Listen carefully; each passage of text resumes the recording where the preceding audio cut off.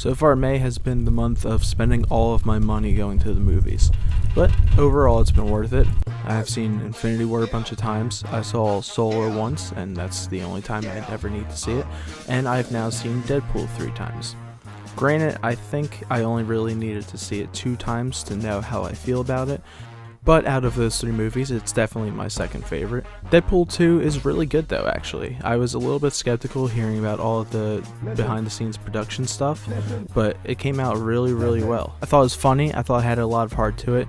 I will say that I liked it better than the first, but it still does definitely have problems. Gonna be talking spoilers throughout here. The first time I watched the movie, I was a little bit bored once Deadpool lost his powers and then waiting in prison for Cable to show up basically, but the second time through I didn't feel that way. It could be in part because I was just coming off of my second or third time seeing Infinity War, and that movie's just so nonstop, so when it came to the slower part in Deadpool, I was a tiny bit hesitant about the movie, but like I said, second time through I didn't feel that way at all. The characters range from serviceable for a good joke to obvious highlights like Deadpool, Cable, and Domino, and a little bit Colossus. I think it was good to see Deadpool's Death Wish kind of side, because we didn't really get that in the first movie, and I think that's a good progression and very true to his character. I really liked watching Cable, and I liked especially later in the movie when he could play off of Deadpool and to the other people on the team. Though the first time I saw this, I could not stop hearing Thanos, like I said, coming right off of Infinity War. I think they did Domino extremely well. She's adorable, and I hope that they keep her relevant in the future movies.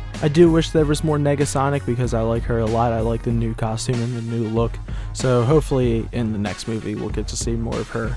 Dopeender is still great.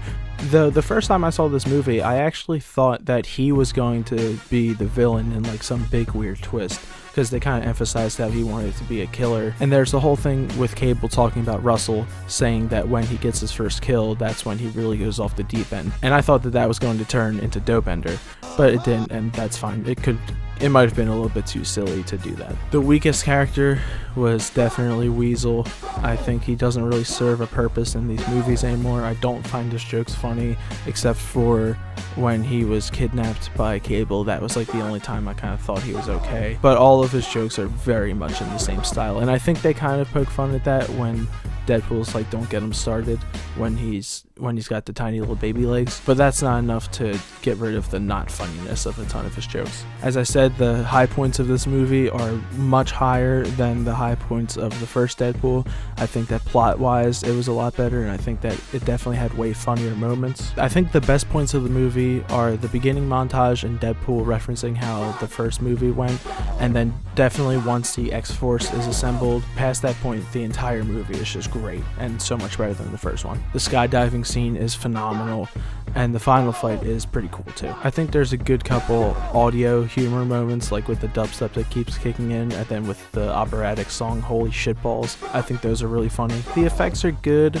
Colossus still looks kind of weird. Juggernaut looks okay, but definitely major props to the costuming, because Deadpool's suit still looks great, and I like that it at least looks realistic for almost the entirety of the movie. I think that's really nice, especially compared to a lot of the costumes in Marvel now. My main complaints is that some of the editing is kind of weird, along with some really like close kind of stereotypical action-y shots and cuts that I didn't think worked really well, especially since this is one of the people who worked on John Wick, where all of the action is like stellar. It's like they heard that they were making superhero movies, so they had to tone down their like skill of making fight scenes. One really weird thing that I should not be hearing, and I could be wrong, but when Deadpool is trying to recruit Colossus back to go save Russell and to fight Juggernaut, his audio while he's yelling is like clipping, I'm pretty sure.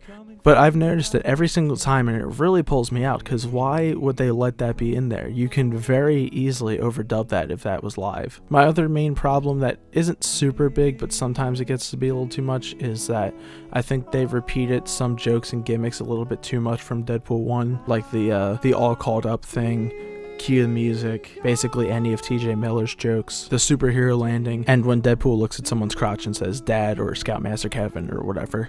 But small grievances aside, I did really like this movie. I definitely recommend it, especially if you've seen Deadpool 1. I think even if some of the humor can fall flat a tiny bit, there was never anything that was awkward. The second half of the movie is where it really takes off and gets great. And I think it has a lot of heart and kind of touching moments too, with Deadpool and Vanessa and Cable's story. So if you haven't seen it yet, go check it out. I highly recommend it.